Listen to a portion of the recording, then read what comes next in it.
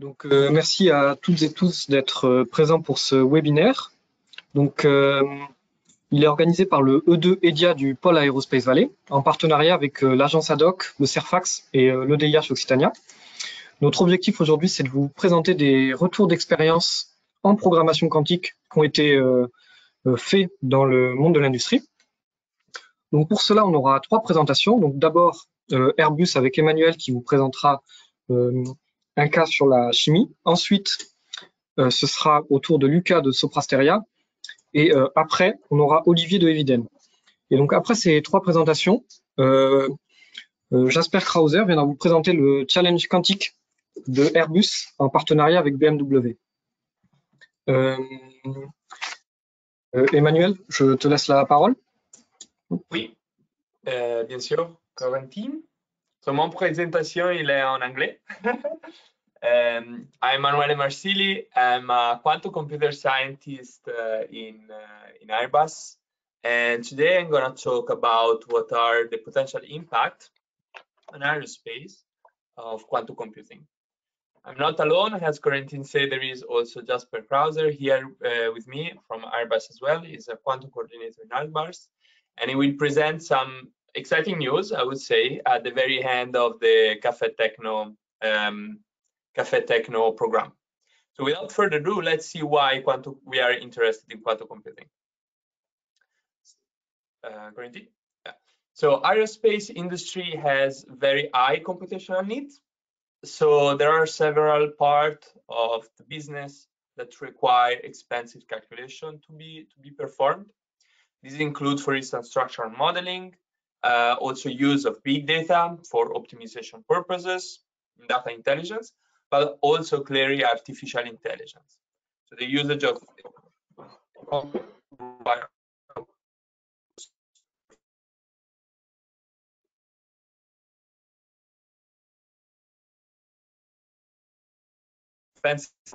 lots of computational resources to perform inference and modeling. Solve this problem. One of them is to extend the high performance computing facility that we have available. And in fact, Airbus has 2 proprietary high performance computing facilities. But also exploring new technology, for instance, quantum computing, that can improve or enhance the classical computational power. And this is clearly quantum computing. We'll see why we are interested a little bit later. In Airbus, we are clearly not focused on developing hardware, nor build a new quantum computer, but rather we have a top-down approach, where we want to explore the application that may be more affected or affected by quantum technology, and also develop or improve existing quantum algorithms and interface them with our business use cases. So let's see what are the applications that we are talking about. Corentin, can you switch? So we divide in aerospace 4 core pillars that are related with 4 different topics that we like to explore, and we believe quantum computing can have a big impact. And our quantum optimization, so solving optimization problems using a quantum computer. Quantum solver, that is solving, for instance, linear or nonlinear partial differential equation using a quantum computer. And this, for instance, is aeroacoustic, but also computational fluid dynamics. That is especially a topic that requires a lot of computational resources in aerospace when you want to model new piece of aircraft or satellites. And then quantum machine learning, that is the exploitment of quantum technology to run machine learning approaches. This can be used for multi-agent reinforcement learning or data analysis also. And finally, quantum simulation, that is solving, basically simulating nature using a quantum computer. And this spans several use cases from chemistry, but also physics, solid state physics. And for each of these clusters, especially we have a strong collaboration with other companies. Corentin, please switch the slide. And we have established several collaboration with other company and tested several of these use cases. For instance, last year we had a collaboration with QBrate in flight path optimization. So how to optimize the flight of an aircraft in order to reduce fuel combustion. For Quantum Solver, we are an active collaboration with the MIT and with the MIT Center for Quantum Engineering to here develop, because it's not existing yet, nonlinear partial differential equation solver in a quantum computer. For quantum machine learning, still in 2023, we have a very interesting project with QCware for quantum anomaly detection. And here we were looking at a series of images that were representing maritime data, so transportation via boat. And we were exploiting a machine learning to detect which of these trajectory of path were anomaly, so a path that is there but it shouldn't. And finally, quantum simulation. Still in 2023, we published a paper in collaboration with Quantinuum and BMW Group to study fuel cell, and especially how molecules react on a catalytic surface that is the cathode of the fuel cell.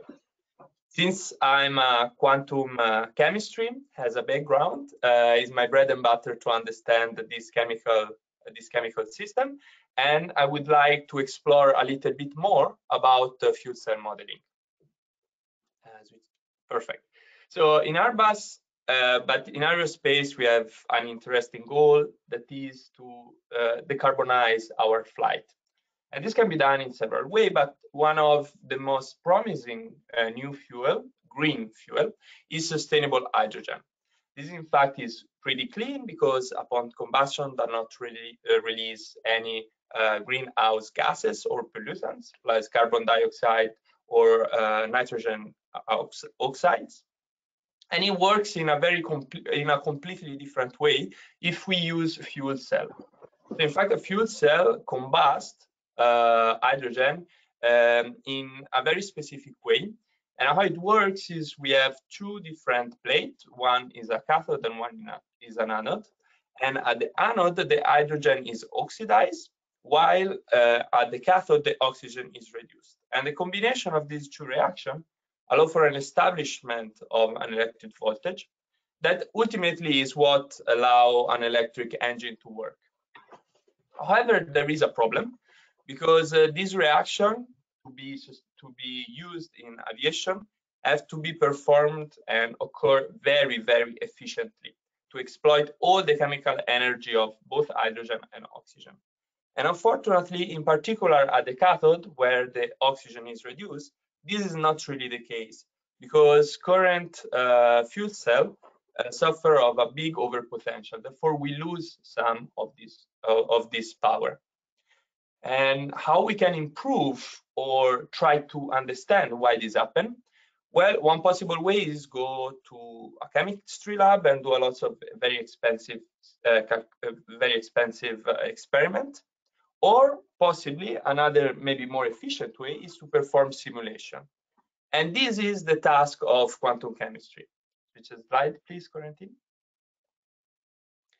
And the idea of quantum chemistry is very simple, is to solve this very nice and elegant equation that we are not going to discuss, but let's say is what I look at every day in my job.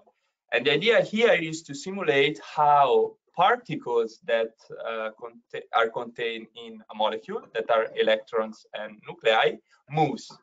And this is the time-independent Schrödinger equation. And if we solve this equation exactly, well, the idea is that we have all the information that we need to understand chemical system, and of course also the reaction that occur in the fuel cells. Switch the slide. And how we do it is basically very simple. We model our chemical reaction in a computer, and you can see at the very left, for instance, we have a nice molecule of oxygen is red, absorbed on the surface of platinum. And on the very right, we have the product of the oxygen reduction reaction. That is when the two atoms of oxygen are separated. Now, are separated. And in between, and in between of these two geometries between the product and the reactant, we have also another special point that is called the transition state. And accessing the energy of these 3 points enable us to compute this equation that is on the right hand side, that is called the Arrhenius equation, and tell us how fast the chemical reaction occurs. And this is very intriguing because we don't need to go in a lab to understand how this reaction occurs in different catalysts. For instance, if we change catalyst or if we change condition like temperature and stuff like that, but we just need to run a calculation on a computer, and this is provided for us. Unfortunately, this calculation is very expensive to run in a classical computer and often impossible. And this is when quantum computer take advantage. We take advantage of quantum computer. So switch on the last slide. And this is basically the result that we obtain in collaboration with Continuum. We perform basically several calculations. One of them is, for instance, the reaction of the oxygen on a pure platinum catalyst. And we compute these barriers, so how fast this reaction occurs, using several methods. One is in blue, a full classical simulation, while in purple, at the very left, we have the solution obtained in a quantum computer. So switch on the last slide, please. And the quantum computer, Becca, yeah, and the quantum computer was this magnificent ion trap chip developed at Continuum, and have been incredibly successful. In fact, we published a paper, and I strongly suggest you to give a look. To wrap up, this was only one use case that we had in chemistry, but Jasper will pick from my idea and explore a little bit more, giving some exciting news also on other use cases. So thank you very much.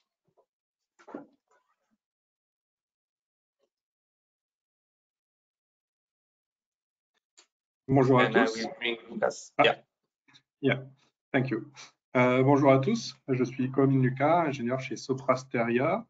Et début 2023, nous avons décidé de nous former aux technologies quantiques. Aujourd'hui, je vais vous faire un petit retour d'expérience sur cette formation. On peut passer à la slide suivante. Voilà. Donc, pour se former à ces nouvelles technologies, nous avons décidé de nous appuyer sur un cas d'usage réel, le mission planning. Alors, le mission planning, c'est un cas d'usage issu du spatial qui consiste à planifier les prises de vue d'un satellite, d'une constellation de satellites, pour répondre au mieux aux besoins d'utilisateurs.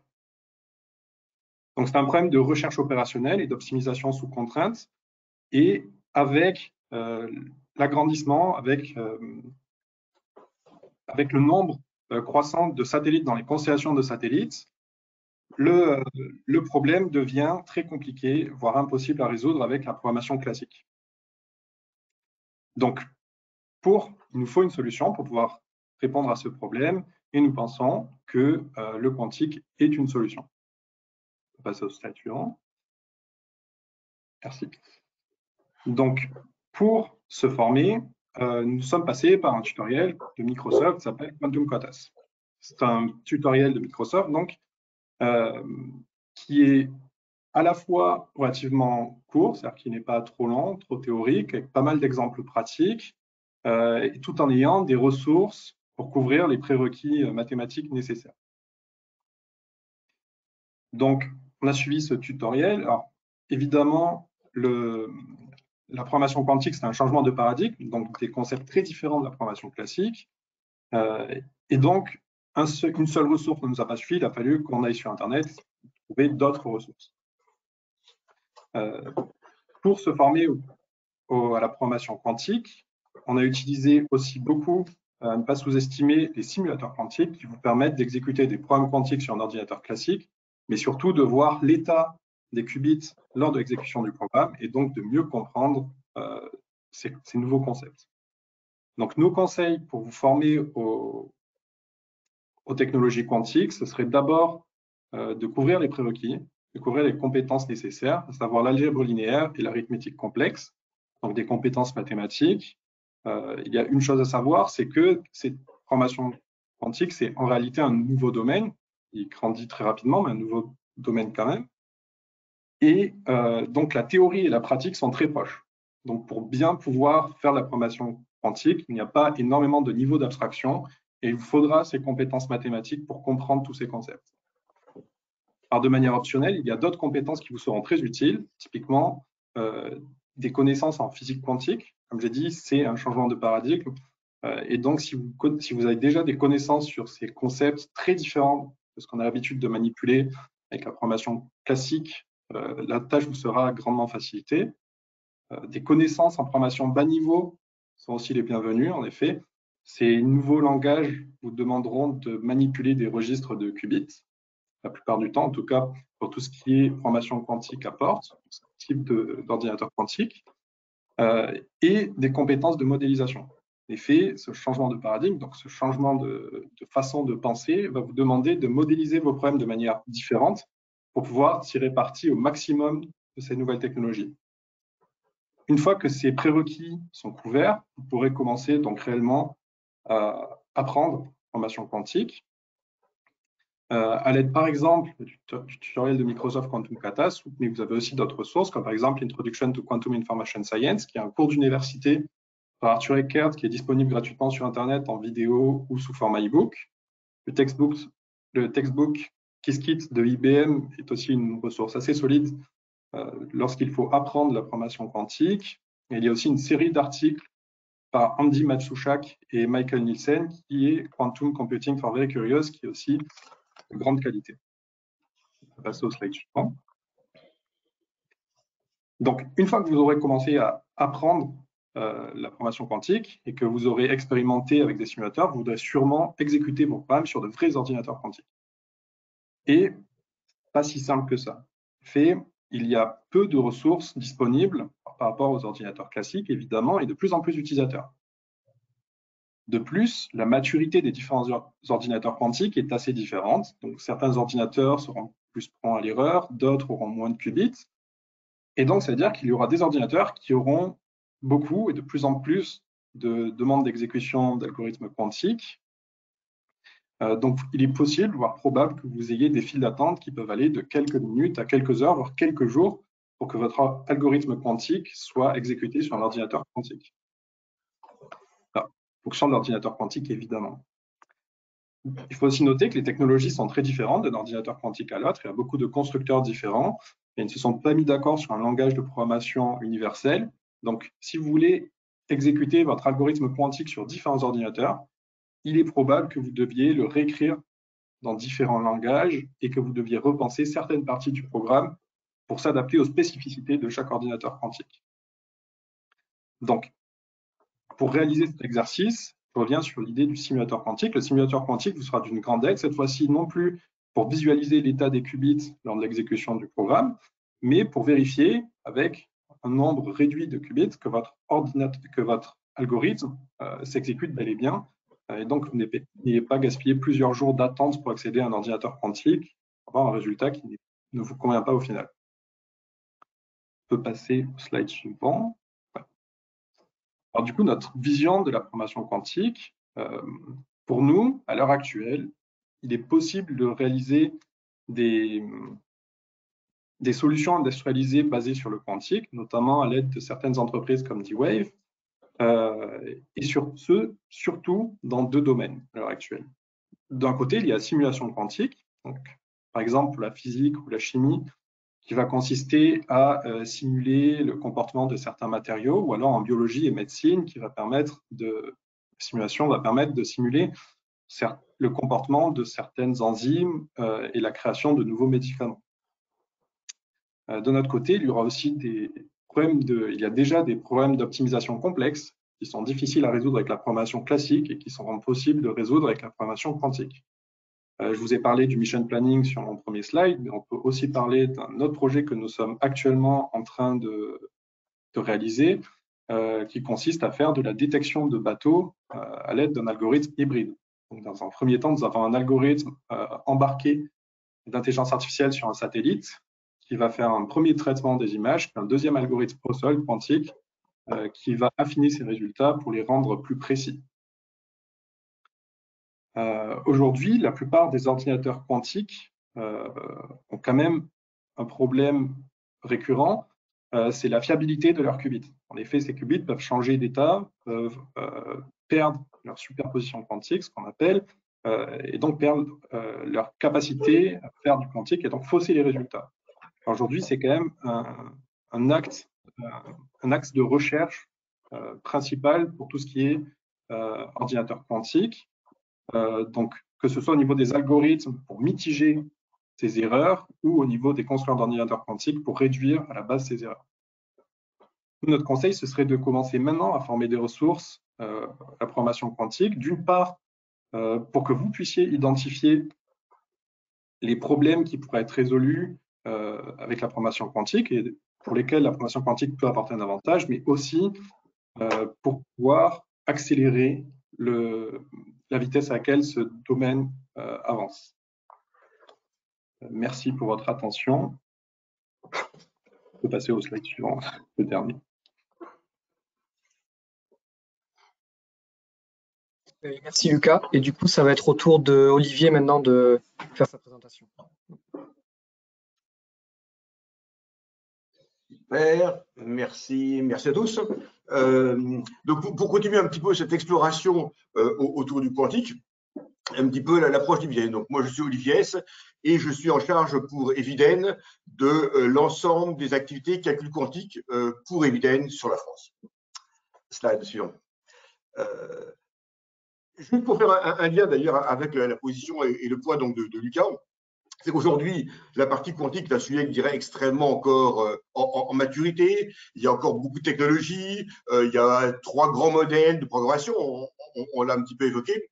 Et donc, justement, la position historique est évidente de dire, en attendant que le hardware mûrisse, en attendant qu'on ait la bonne fiabilité en termes de qubits, en attendant qu'il y ait une sorte de normalisation dans les modèles de programmation, depuis 2016, la position historiquement d'Atos mettant d'Eviden, c'est de travailler sur un émulateur, donc ce que mentionnait Lucas, qui est finalement de vous donner l'ensemble des briques de base, l'ensemble des outils permettant de commencer à identifier donc des problèmes et surtout de les formuler dans un monde quantique.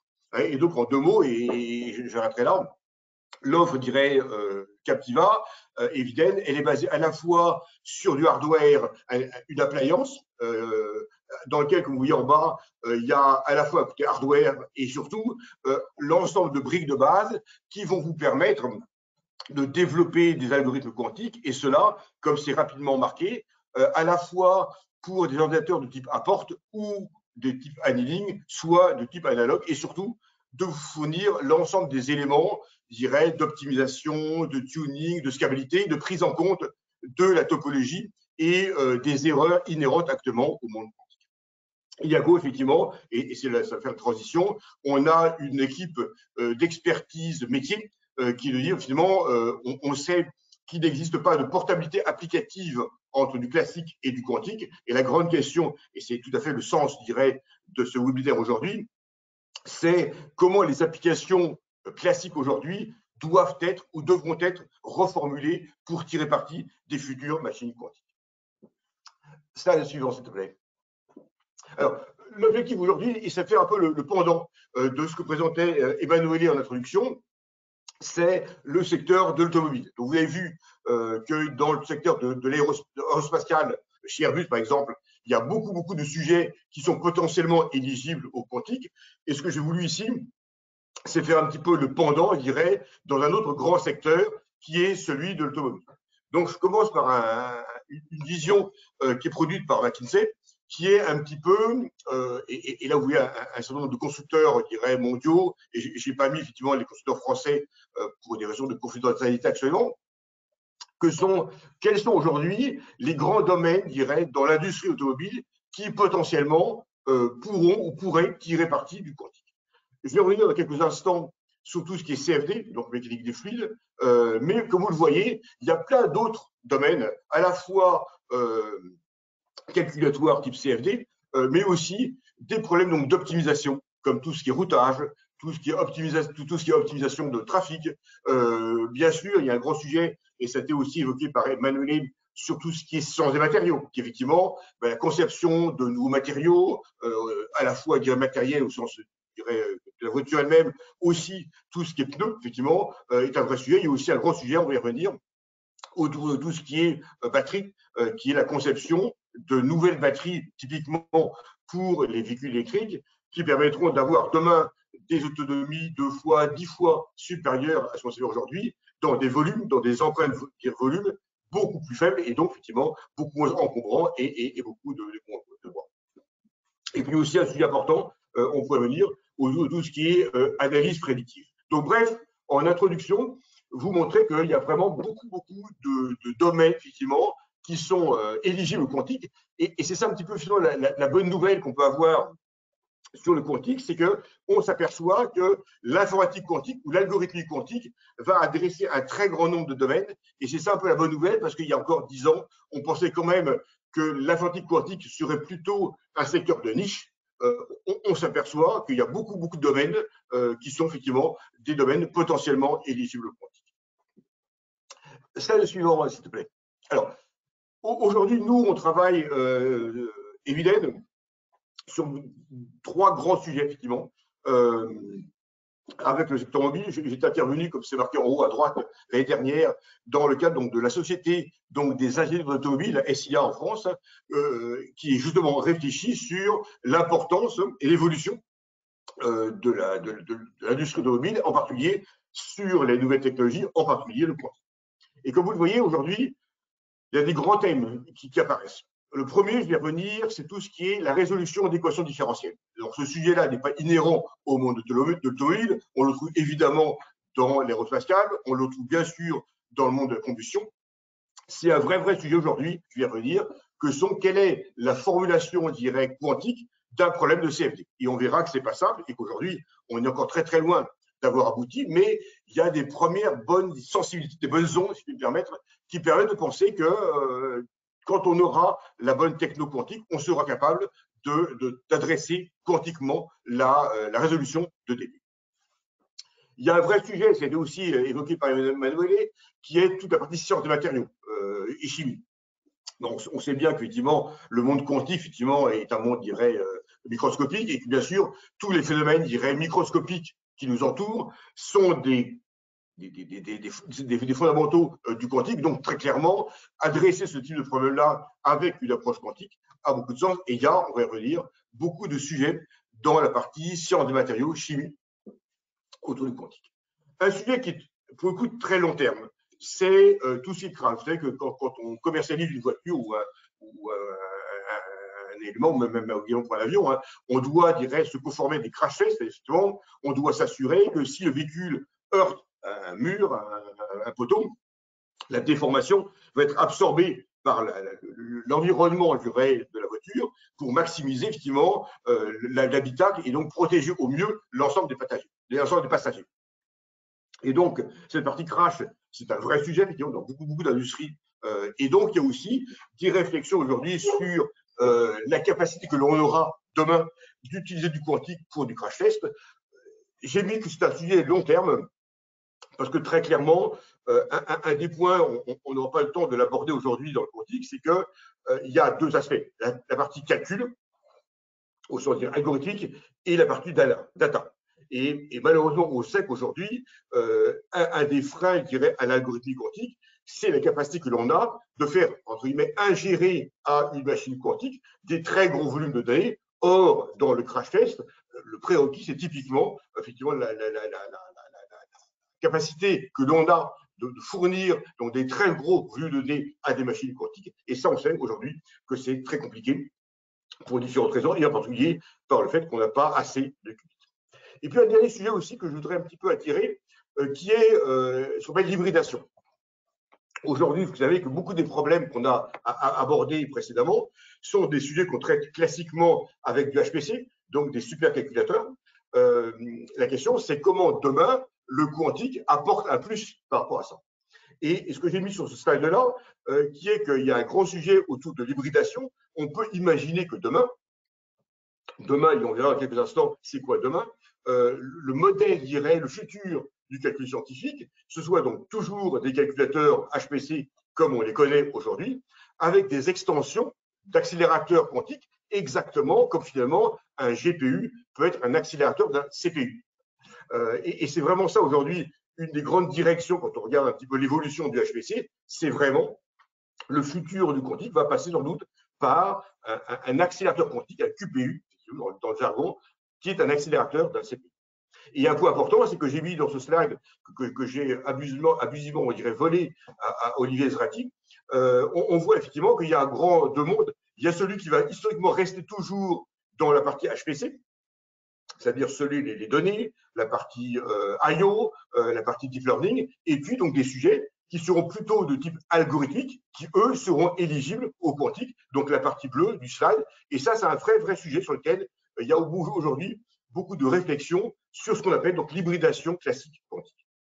Slide suivant, s'il te plaît. Alors, juste un point. On parlait donc d'équations différentielles, et là aussi, je ne vais pas du tout rentrer dans les détails, mais c'est pour vous montrer un petit peu actuellement le cheminement qui existe dans la résolution d'équations différentielles dans le monde du quantique. La résolution de DP dans le monde du classique, c'est quelque chose qui est très bien connu, donc il y a plein de solvers, il y a plein de solutions existantes. La question qui se pose, c'est quel est l'équivalent quantique de la résolution d'une équation différentielle dans un monde quantique. Alors là aussi, je ne vais pas rentrer dans les détails. Retenez qu'il y a effectivement différentes méthodes, que ce soit effectivement des méthodes variationnelles ou des méthodes de type effectivement avec des quantum gates. Mais ce que je veux un petit peu souligner aujourd'hui, c'est qu'il y a un vrai travail aujourd'hui sur effectivement des positionnements d'algorithmes, et certains sont mentionnés ici, qui sont aujourd'hui donc des briques de base qui vont permettre demain de transformer l'équation EDP classique dans un monde quantique.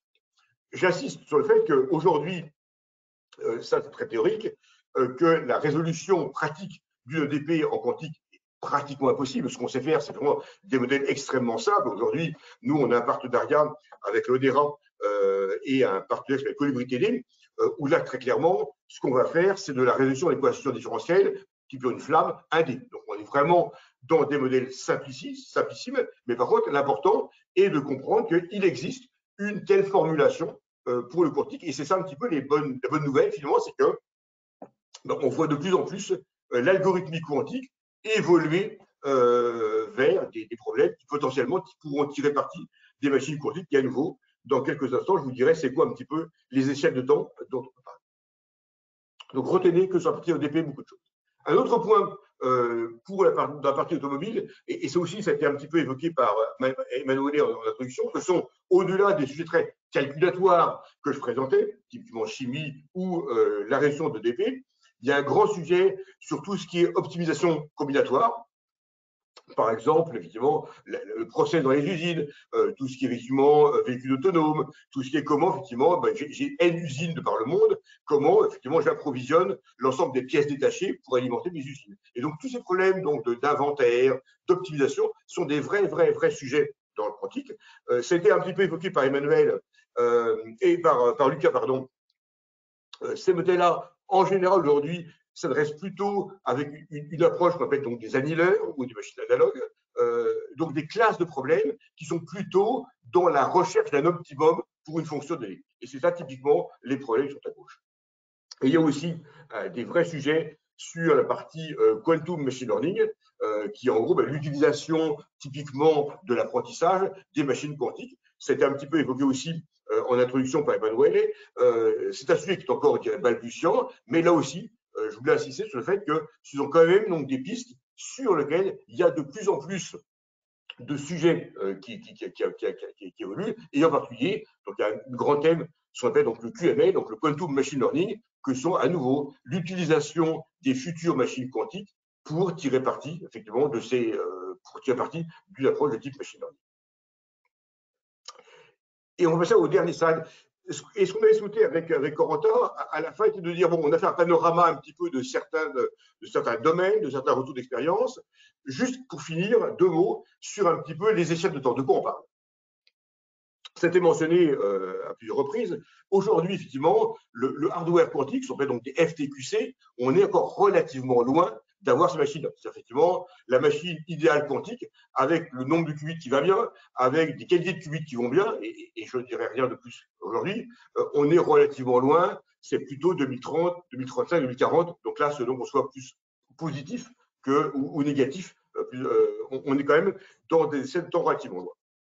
Et donc, effectivement, ce qu'il faut comprendre, c'est que très clairement, on va converger vers du FTQC avec l'évolution des technologies, mais on est encore à nouveau relativement loin d'avoir ces machines-là, d'où l'importance, ce qu'on a évoqué précédemment, de dire qu'il faut anticiper l'arrivée de ces machines-là avec un vrai travail sur tout ce qui est algorithmique, sur tout ce qui est développement, de sorte que quand demain, on aura des machines qui seront plus mûres en termes de technologie, en termes de capacité, alors on pourra effectivement commencer à développer des machines quantiques sur des machines existantes.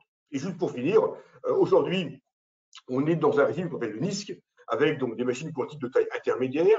J'ai mis dans le petit carré en bas un certain nombre d'acteurs, avec là aussi donc différentes technos, avec des niveaux de maturité relativement différents.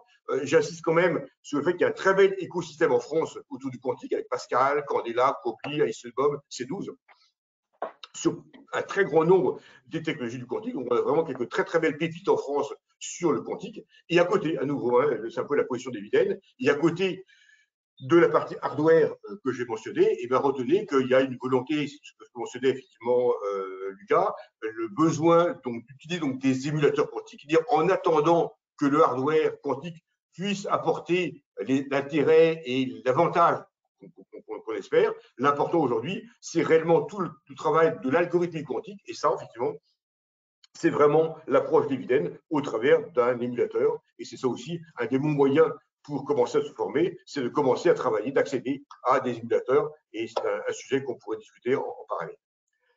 Voilà, je vais m'arrêter là pour cette parenthèse, pour cet sujet sur la partie effectivement quantique côté Eviden et dans le domaine de l'automobile. Merci beaucoup Olivier. Et maintenant on va passer à Jasper qui va vous présenter le challenge quantique de Airbus et BMW. Yeah, thank you very much to all of you. And I'm switching back to English. I hope that's okay. So my name is Jasper Krause. I'm managing quantum technologies at Airbus. All our activities we do in sensing, in quantum communication, but also what we do in quantum computing. So to put what we have heard right now into a nutshell, I think there are 2 key messages. The first one is that I think there's a huge potential in quantum computing for various applications in also various industrial sectors. But, and I think this also became clear, there are many challenges to overcome. And these are not only hardware challenges. So that's important. Also from an industrial perspective, we need to learn a lot. We need to learn how to use quantum computers, to understand in which areas quantum computing is really useful. And we need to learn how to integrate quantum computers into our industrial workflows. So for example, hybridize with our classical HPC systems. And Airbus is following here a collaborative approach. We are working very closely with the quantum community to shape the ecosystem, but also to prepare us internally for an early adoption of quantum computing. And one example of an initiative in this context, where we are also very excited about, is the Quantum Mobility Quest. We have joined in this initiative our forces with BMW, and we have launched a global quantum computing challenge. The challenge is hosted by the Quantum Insider, and it's also done in partnership with AWS, so their Amazon Braket and their Quantum Solutions Lab. So together with BMW, we have defined, and please go to the next slide, thank you. We have defined common use cases, so applications where we believe they have a very high potential for quantum computing, but on the other side, they're also very impactful, both for the aerospace and for the aviation, for the automotive sector. The first application is in the area of smart coatings. And this is basically understanding corrosion processes, or in more detail, understanding how we can suppress or even completely inhibit corrosion processes. So it's a chemical problem. And here, classical computation has strong limits. And we believe a quantum computer can provide significant benefits in this area. The second use case is in the area of quantum-powered logistics. This is a combinatorial optimization problem. So we are asking here to look into a supply chain manufacturing problem. And the idea is to find a solution of such an industrial use case and to minimize the CO2 emissions. So to enable a more sustainable supply chain in the future for the aerospace or the automotive industry. The third application is in the area of autonomy. If you want to go towards more autonomous systems in driving or in flying an aircraft, you need very sound and reliable data sets, including also critical test scenarios.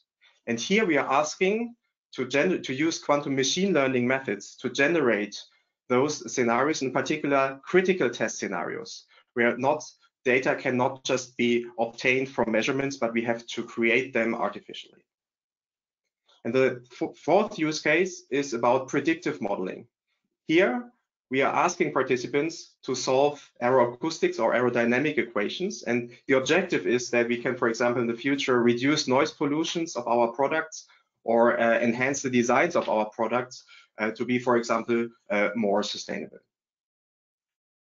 And then there's also a fifth case where we call this the reverse track, where we are asking for a golden application of quantum technologies. So we ask participants who have maybe already developed the quantum solutions, but they have not really thought about an application in the area of mobility, so aerospace or automotive, and they shall propose this application now to us. And we believe this is also a very interesting track, kind of a crowd innovation approach.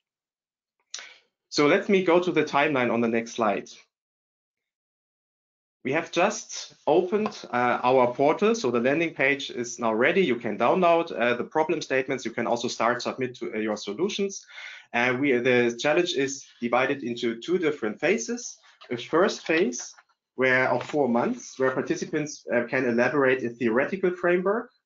Then we will select finalists, which go into a second 4-month phase. And those finalists, they will have then the opportunity to work with our experts in Airbus and BMW and also with AWS, and they can implement and benchmark their solutions, for example, using their own access to quantum computer or Amazon Braket.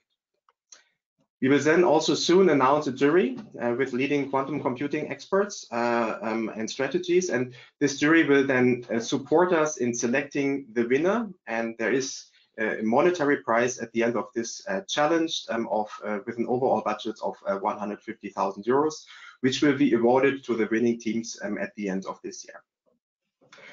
So if you go to the next slide, this is kind of the overview. So if we have raised here your interest in general, please go to the landing page, as you can see here, for more information. And if you're interested to participate, then please register. The first date is to prepare your proposal until the end of April. So thank you very much for your attention. And then I hand back to Corentin. Merci beaucoup, Jasper. Alors, donc, merci à tous nos intervenants pour leur présentation qui était vraiment très intéressante. Ça va être le temps de poser des questions. Donc, n'hésitez pas à poser des questions dans le chat. Je vais commencer déjà à lire celles que nous avons eues. Donc, first question is for everyone, I think.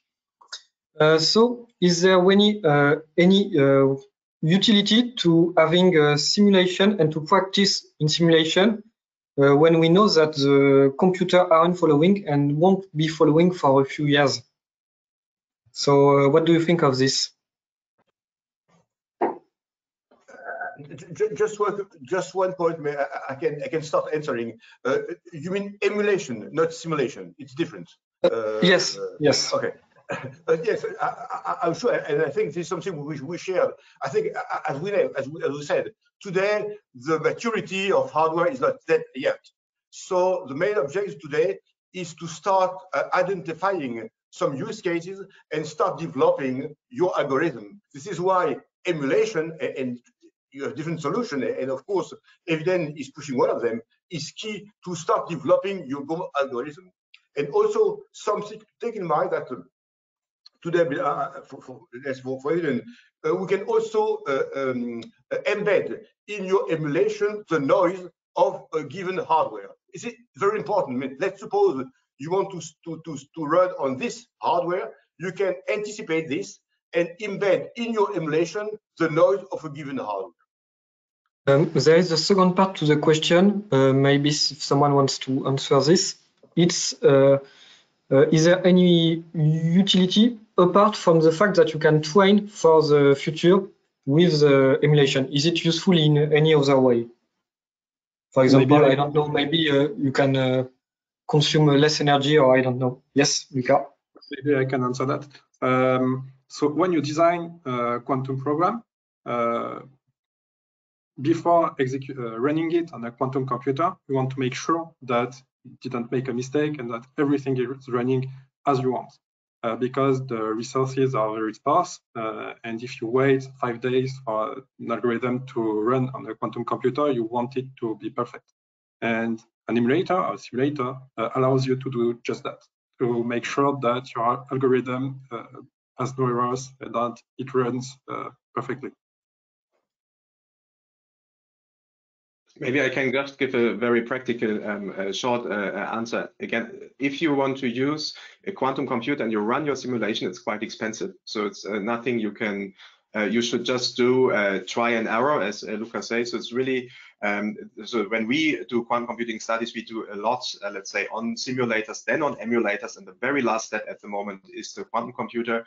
And there you really have, you should be really sure that you have done everything you can to be, let's say, as good prepared as possible.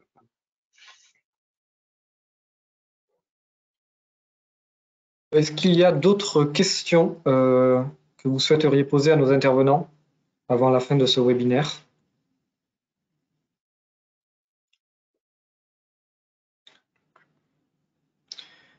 Si c'est pas le cas ou si c'est pas encore le cas, ce qui va se passer, c'est que de toute façon, on mettra le replay de ce webinaire en ligne ainsi que les slides. Et si jamais vous avez une question qui vous vient plus tard, attendez, j'ai une autre question qui vient d'arriver. Can I solve optimization problems better with an emulator than with the classical approach on operational with a quantum emulator than with a classical approach, for example, with a classical algorithm? Is it really useful to have an emulator, or is it doing the same thing as a classical computer? I would say same answer. I mean, of course, you can emulate on Captiva, but also solution some optimization problem without accessing real hardware. Of course, you won't get any speed up by using an emulator, but for sure you can emulate and develop your own algorithm on an emulator. Yes, that's for sure. Yeah. And one point, on an emulator, you are not limited to a given number of qubits. So this is why it could be different from emulator to developing on the real hardware. Okay. So I got two questions. So what skills shall we master to evolve in the quantum industrial field? I can maybe answer that. I believe I talked a bit about it. So you have some mathematical skills that you need to understand. For gate-based quantum computers, for example, you will need complex arithmetic and linear, many other skills. You will be able to see it again, I believe, on the replay, but you also have quantum physics skills that are very useful. But at the core, that is a mathematical field. So there is not yet a very big abstraction layer on quantum computing. Maybe I can also add to that. I think if you come from the, let's say, industrial perspectives, let's say like a big company like Airbus, then I fully agree you need this, let's say, mathematical, or let's say also a combination of physics and mathematical background.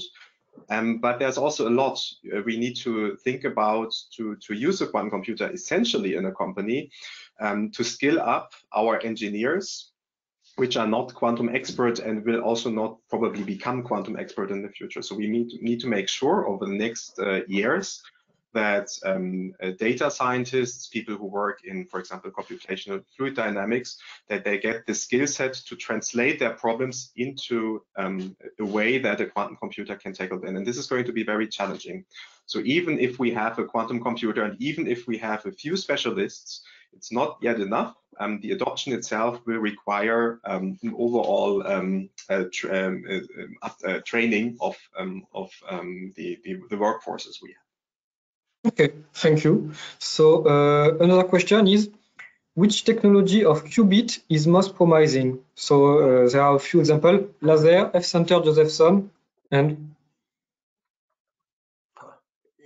it's impossible to answer this question. I mean, today, as you mentioned, there are many technologies: spin qubit, supercomputing, photons, ion trap, and etc. I mean, all of them have advantage and disadvantage. And today, to be honest, that's very complicated to anticipate what will be the future and to say in, let's say, 5 or 10 years from now, this technology will be better than this one. It's honestly impossible to say. I think this is my feeling. And this is why today, as we discussed, it's important to test different technology. I mean, you have an algorithm, and to see what will be, how your problem will behave if you run on supercomputing or photons or ion trap. This is why you need to kind of broad exploration of different technology today. okay.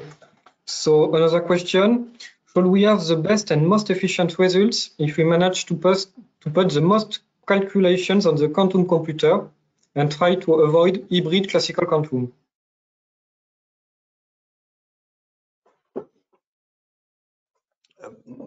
I'm not sure I got the question, to be honest.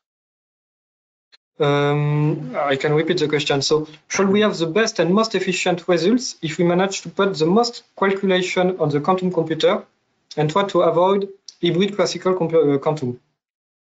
I don't know if maybe I can answer this. There is a lot of operation that quantum computers are very bad on doing. Actually, the majority of what we are using a computer right now are much better performed by a classical computer than a quantum computer. There are only few specific cases where we have some theoretical evidence that quantum computer is helpful, but is very limited, and this is why at the very beginning we talk about hybridization, because it would be impossible to offload everything to a quantum computer and expect efficiency. Although basically any quantum computer can do what a classical computer does, for a lot of things is much worse. Maybe I can add one element here. So it's also a question. I mean, if you think about the pragmatically about it, a quantum computer will be a very, very scarce resource, hopefully in the beginning of the 30s. And so it's also going to be very expensive. So it's absolutely not competitive, let's say, for similar tasks with the classical HPC. You have to be also careful when, for example, there's speed ups offered by a quantum computer, that a quantum computer always comes with a certain overhead. So even if you have a quadratic speed up, this doesn't mean at all that it's going to be faster in the end than a classical machine. So you have to be very careful when you compare this. I would say for now, from today's perspective, start is exactly as Emmanuel said. Just use it for the applications where you have a very high evidence of a very high speed up, maybe even an exponential speed up. Thank you. So I think we have time for one last question, which is there any available training in our ecosystem? So I think I can answer this. I will answer in French if it's okay. So le CERFAX va proposer là une formation bientôt en début mars. Je vais vous mettre le lien dans le chat sur 2 jours pour découvrir le premier jour la programmation quantique et sur le deuxième faire des use cases, practical use cases, donc des TP. Se faire la main à la programmation quantique. Et donc cette formation, elle est organisée dans le cadre de l'EDIH Occitania et donc elle sera financée à 50% par l'EDIH Occitania. Et il se trouve que c'est Olivier aussi qui participe à la formation et qui sera là ce jour-là. Je vous mets le lien de la formation dans le chat. If you have any other ideas of training materials you want to share, maybe.